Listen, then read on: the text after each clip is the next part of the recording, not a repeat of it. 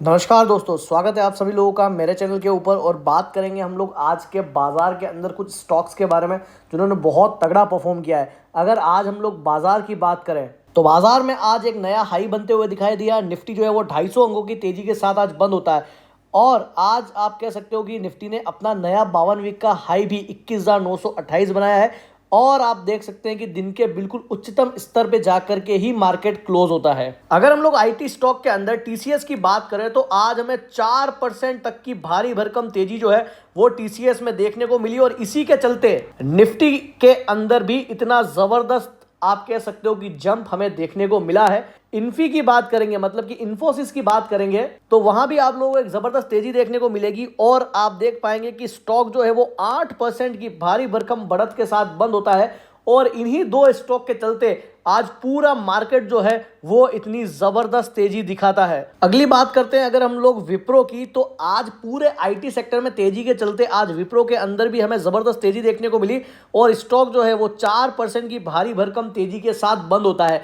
Market close होने के बाद जो है वो आप कह सकते हो कि रिजल्ट जो है वो सामने आया है विप्रो का। और रिजल्ट के अंदर प्रॉफिट के अंदर हमें गिरावट देखने को मिली है। अगर हम लोग कंपनी के प्रॉफिट की बात करें तो नेट प्रॉफिट के अंदर हमें 12% तक की गिरावट देखने को मिली है। और वहीं पर अगर हम लोग कंपनी के रेवेन्यू की बात करें तो रेवेन्यू निकल करके आया है 22,205 करोड़ का।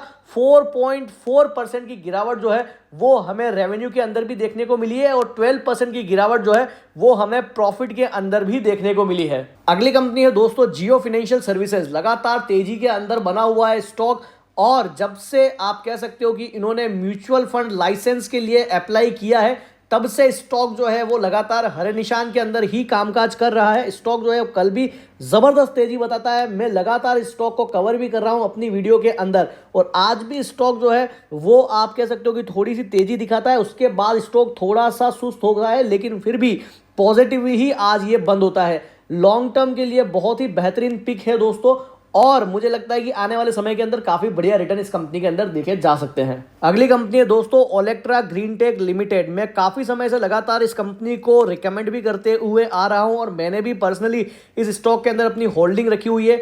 अभी आप कह सकते हो कि 2-3 दिन पहले स्टॉक के अंदर एक जबरदस्त 12 से 13% तक की तेजी हमें इस स्टॉक के अंदर देखने को मिली है और उसके बाद स्टॉक जो है वो थोड़ा होल्ड पर है। तो डेफिनेटली मुझे लगता है कि यहां पर भी अगर आपको लगता है और आप लॉन्ग टर्म पर्पस के लिए अगर आप रुक सकते हैं तो यहां पर भी आप स्टॉक के अंदर एंट्री कर सकते हैं। अगर ये नीचे आता है तो हमें और एवरेजिंग करनी चाहिए लेकिन घबराना नहीं है। हम लोग क्या होता है जल्दी से डर जाते हैं, स्टॉक या तो नहीं चलता है या नीचे आता है। तो अगर ऐसा स्टॉक नीचे आता है तो डेफिनेटली हमें एवरेजिंग के लिए उस पर्टिकुलर गिरावट का इस्तेमाल करना चाहिए। अगली कंपनी है दोस्तों हमारी Reliance industries limited. Equity market का आप कह सकते हो कि one of the safest product है रिलायंस इंडस्ट्रीज। 2200 से 2300 रुपए के ऊपर काफी समय से स्टॉक जो है वो अपने आप को होल्ड करता है और उसके बाद वहां से जब ये आप कह सकते हो कि ऊपर की तरफ निकलता है तो अब ये फिलहाल 2700 के ऊपर अपनी क्लोजिंग ले चुका है। और मुझे ये लगता है कि रिलायंस जो है वो अपने नए हाइज बनाने के लिए लगभग आप कह सकते हो कि बिल्कुल रेडी है और हो सकता है कि यहां से रिलायंस जो है वो एक नए आयाम भी टच करे। और मुझे लगता है कि अगर आप लोग इक्विटी मार्केट के अंदर है और रिलायंस जैसी अगर आपके पोर्टफोलियो के अंदर रिलायंस जैसी कंपनी नहीं है तो आपका पोर्टफोलियो बिल्कुल अधूरा है। अगली कंपनी है दोस्तों आईआरसीटीसी। में लगातार इस स्टॉक को भी अपनी वीडियोस के अंदर कवर कर रहा हूं। स्टॉक जो है वो आज 950 रुपए के लेवल पे आप कह सकते हो कि क्लोजिंग करता है और 1000 रुपए का टारगेट मैं कह रहा हूं आपको बहुत जल्द इस कंपनी के अंदर देखने को मिल जाएगा। अगला स्टॉक है दोस्तों इंडसइंड बैंक। इंडसइंड बैंक जो है वो आप कह सकते हो कि 1100 से 1200 रुपए के लेवल पे काफी समय तक रुकता है और उसके बाद काफी बढ़िया आप कह सकते हो कि दौड़ इंडसइंड बैंक ने लगाई है। आने वाले समय में इंडसइंड बैंक का रिजल्ट भी आने वाला है Q3 का और एक्सपेक्टेड है कि बढ़िया रिजल्ट हमें देखने को मिलेगा और उसी वजह से हो सकता है कि स्टॉक के अंदर भी तेजी देखने को मिल रही है और मुझे लगता है कि आने वाले समय में और बढ़िया रिटर्न जो है वो हमें इंडसइंड बैंक के अंदर देखने को मिलेंगे। अगला स्टॉक है दोस्तों मोतीसंस ज्वेलर्स। आप मेरी पुरानी वीडियोस जाकर के देखिए, मैंने अपनी हर एक वीडियो के अंदर पिछले 10 से 15 दिनों से लगातार मैं इस स्टॉक को कवर कर रहा हूं और स्टॉक जो है आप कह सकते हो कि पहले 5% के सर्किट पे जाता है, अभी 2 दिन पहले स्टॉक के अंदर 20% तक का सर्किट भी हमें देखने को मिला और आज अगेन मार्केट के अंदर 10% का सर्किट जो है वो हमें मोती सन्स के अंदर देखने को मिला और स्टॉक 228 के लेवल पर आज क्लोजिंग लेता है। अब इसे खरीदना है या नहीं खरीदना है, इसका डिसीजन आप लोगों को लेना है। अगली कंपनी है दोस्तों हमारी इरेडा। हम लोगों ने बोला था कि अगर आप लॉन्ग टर्म के अंदर पैसा लगाना चाहते हो तो इरेडा के अंदर डेफिनेटली आप पैसा लगा सकते हो, क्योंकि काफी बढ़िया कंपनी है, काफी बढ़िया बिजनेस भी है। आज स्टॉक के अंदर में 6% तक की तेजी देखने को मिली है। कुछ समय तक आप कह सकते हो कि स्टॉक जो है वो थोड़ा सा आप कह सकते हो कि सुस्ती दिखाता है, 100 रुपए के नीचे की क्लोजिंग देता है। काफी लोग उससे थोड़ा डर भी गए थे, कुछ वीडियोस के अंदर मुझे कमेंट भी आए थे और उसके अंदर कुछ लोगों ने पूछा भी था कि इरेडा जो है वो नीचे क्यों जा रहा है। तो दोस्तों नॉर्मल सी बात है, कोई स्टॉक अगर रेगुलर चलता है तो कुछ गिरावट भी हमें डेफिनेटली उस स्टॉक के अंदर देखने को मिलती है, तो वो एक बिल्कुल नॉर्मल सी गिरावट है और होनी भी चाहिए। और अगर आप लॉन्ग टर्म इन्वेस्टर हैं और अगर आप लॉन्ग टर्म के लिए पैसा लगाते हो तो ऐसी छोटी मोटी गिरावट से आप लोगों को ज्यादा चिंता नहीं करनी चाहिए, जब तक कि स्टॉक के अंदर कोई करेक्टिव न्यूज ना आ जाए ऐसी जिससे कि आप लोगों को लगे कि कंपनी के अंदर कुछ रेवेन्यू डेंट लग सकता है या प्रॉफिट के अंदर डेंट लग सकता है, तब तक आप लोगों को इस तरीके की गिरावट से चिंता नहीं करनी चाहिए। अगली कंपनी है दोस्तों टाइटन लिमिटेड। जी हाँ दोस्तों, टाइटन कंपनी टाटा ग्रुप की कंपनी है और कंपनी जो है वो काफी बढ़िया बिजनेस है, कंपनी का काफी बढ़िया फाइनेंशियल्स है और आप कह सकते हो कि लगातार काफी बढ़िया रिटर्न जो है वो टाइटन ने कुछ समय के अंदर दिए हैं।